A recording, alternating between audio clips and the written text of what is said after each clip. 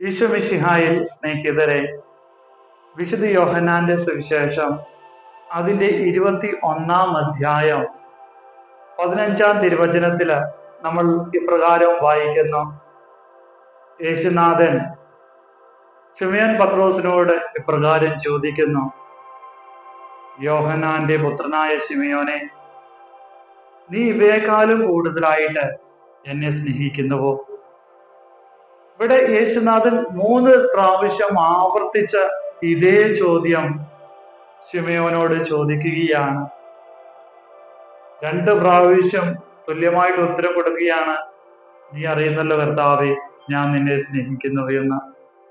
3-മതേയും പറയുന്നത് അത് തന്നെയാണ്. പക്ഷെ കുറച്ചും കൂടി ഗാംഭീര്യമായിട്ട്, അല്ലെങ്കിൽ തന്നെ മനസ്സിലാക്കിക്കൊണ്ട് അവൻ പറയുകയാണ്: നീ എല്ലാം അറിയുന്നു, നിനക്കിതും അറിയാം, ഞാൻ നിന്നെ സ്നേഹിക്കുന്നു എന്ന്.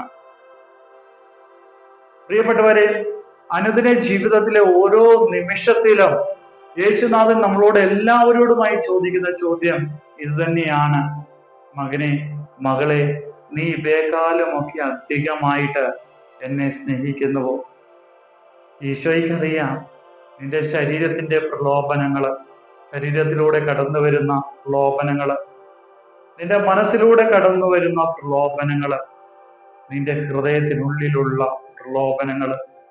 പക്ഷെ ആ യേശുവിന്റെ ചോദ്യം നിന്റെ കാതുകളിൽ എപ്പോഴും മുഴുകിക്കൊണ്ടിരിക്കണം: നീ അവയെക്കാളും, അല്ലെങ്കിൽ ഇവയെക്കാളും ഒക്കെ അധികമായിട്ട് നീ എന്നെ സ്നേഹിക്കുന്നുവോ എന്ന്.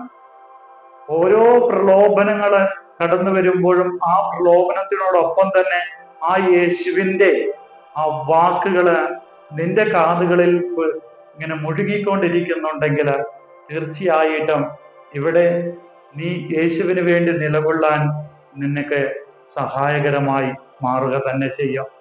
ആയതിനാൽ പ്രിയപ്പെട്ടവരെ, യേശുനാഥൻ ശിമയോൻ പത്രോസിനോട് ചോദിച്ച അതേ ചോദ്യം നമ്മുടെ കാതുകളിൽ ഓരോ നിമിഷത്തിലും മുഴങ്ങി കേൾക്കുവാനുള്ള കൃപയ്ക്ക് വേണ്ടിയിട്ട് നമുക്ക് പ്രാർത്ഥിക്കാം.